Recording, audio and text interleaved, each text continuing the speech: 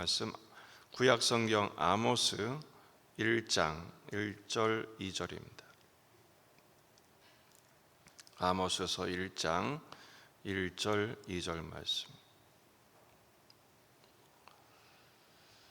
한 목소리로 읽겠습니다.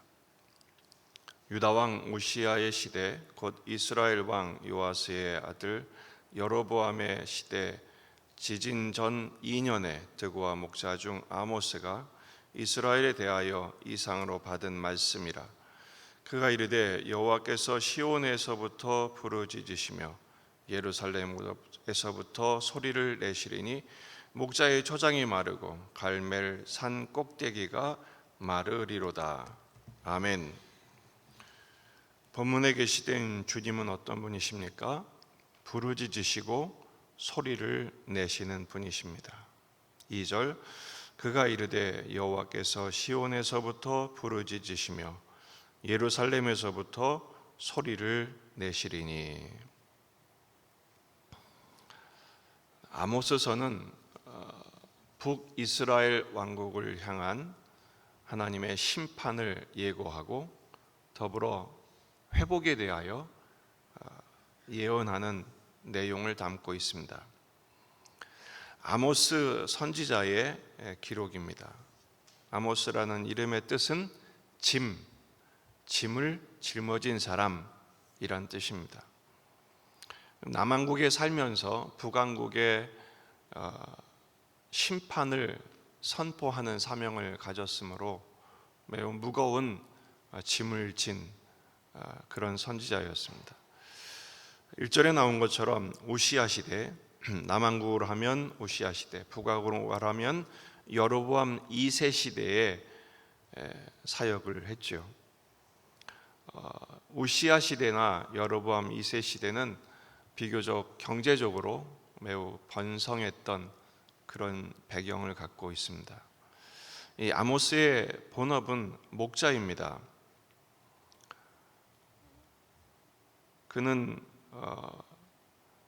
드고아의 목자 중 아모스가 이렇게 소개되어 있죠. 그는 목자였고 동시에 뽕나무를 재배하는 농부였습니다. 7장 14절에 보면 나는 선지자가 아니며 선지자의 아들도 아니라 나는 목자요 뽕나무를 재배하는 자라 스스로를 이렇게 소개한 적이 있습니다. 왜 목자임과 동시에 농부였던 아모스에게 선지자의 사명을 맡기셨을까? 당시의 제사장이나 선지자들은 하나님의 말씀을 받을 만한 영성이 없었습니다. 가짜들이었죠. 하나님이 사용하실 수 없었습니다. 왜냐하면 여로보암 1세 때 가짜 단을 만들고 금송아지 제단을 만들었죠. 산당을 짓고 가짜 제사장들을 영입을 했습니다. 원래 레위지파의 제사장들을 전부 다 해임시켜버리고 누구든지 원하면 제사장으로 임명을 해버리는 일들이 있었습니다.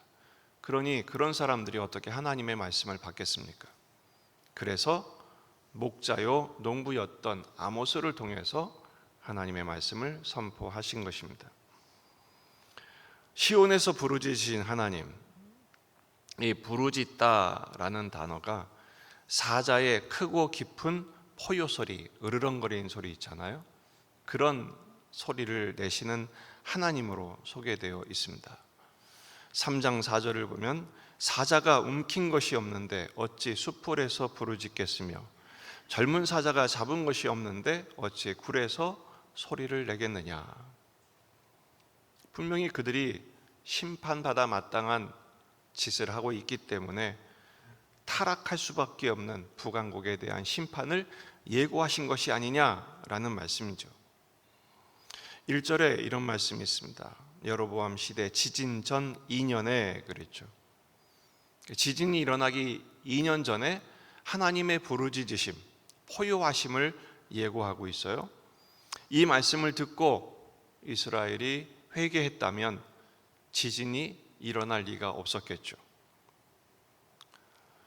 하지만 그들은 듣질 않았습니다. 왜냐하면 당시에 목장이 초장이 풍성했고 갈멜산 꼭대기가 풍성했기 때문입니다. 지금 아모스는 말하죠. 이 목자의 초장이 말라버릴 것이고 갈멜산 꼭대기가 말라버릴 것이다 라고 지금 예언을 하고 있습니다. 이 목자의 초장이 마를 리가 없다고 생각한 것이죠. 왜냐하면 당시에 가장 비옥했던 골란 고원이나 가장 비옥한 갈멜산은 이스라엘의 부요함의 상징이었고 자랑이었기 때문입니다. 당시에 주변국은 쇠퇴하고 있었습니다. 따라서 남왕국이나 북왕국이 경제적으로 매우 번영했고 군사력도 가장 강대했던 시대입니다. 그러자 종교적으로 도덕적으로 그들은 부패하기 시작했습니다. 귀족층들은 어디서 살았느냐? 상하 침대에 눕고 어린 양과 송아지를 잡아먹기를 즐거워했습니다. 포도주를 대접에 마시고요. 그리고 기름을 몸에 발랐습니다. 그러니까 온갖 풍요함에 그들은 자랑을 떨었던 것이죠. 풍악을 올렸고 그러다 보니 예배를 드리긴 드렸는데 그저 종교의식에 불과했습니다. 헌신하지 않은 것이죠. 하나님을 사랑하지 않았습니다. 우상을 숭배하고 물질주의에 사로잡혔으며 약자들을 착취하고 교만과 자기의에 사로잡혀서 영적으로는 완전히 부패하고 무감각한 상태가 되어버린 것입니다. 그래서 하나님은 목자요 농부인 아모스를 들어서 하나님이 지금 사자와 같이 부르짖고 계시다. 이 경고를 듣고도 회개하지 않으면 심판이 임한다 라는 말씀을 선포하시는 것입니다. 하지만 이스라엘은 듣지를 않습니다. 듣기는 들어도 듣지 못했습니다. 들을 귀가 없었던 것이죠. 그래서 1절에 나온 것처럼 2년 뒤에 큰 지진이 나서 예고를 하십니다. 역사적으로 34년 후에는 북왕국이 아수르에 의해서 완전히 멸망하고 맙니다. 이 나라가 역사 속에서 사라지고 만 것이죠. 오늘 짧은 1절, 2절을 통해서 서론과 같은 아모스의 선포를 통해서 우리가 어떻게 적용을 해야 할까요? 지금도 주님은 우리에게 말씀하고 계시다라는 것입니다.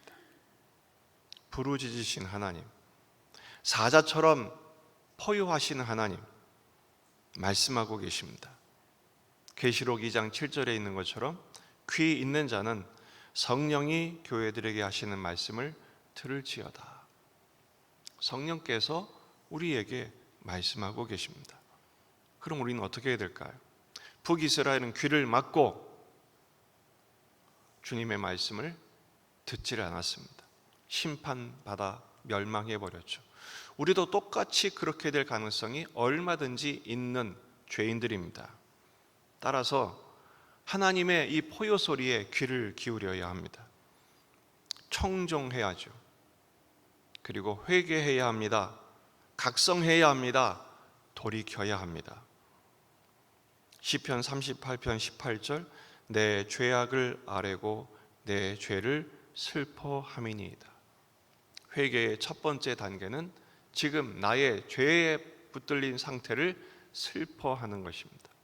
내가 얼마나 심각한 죄인인지를 인식하는 것입니다. 내가 무슨 죄를 그렇게 크게 지어서 말씀의 서치라이트로 깊이 살펴보면 우리는 얼마나 심각한 죄에 붙들려 있는지 모릅니다.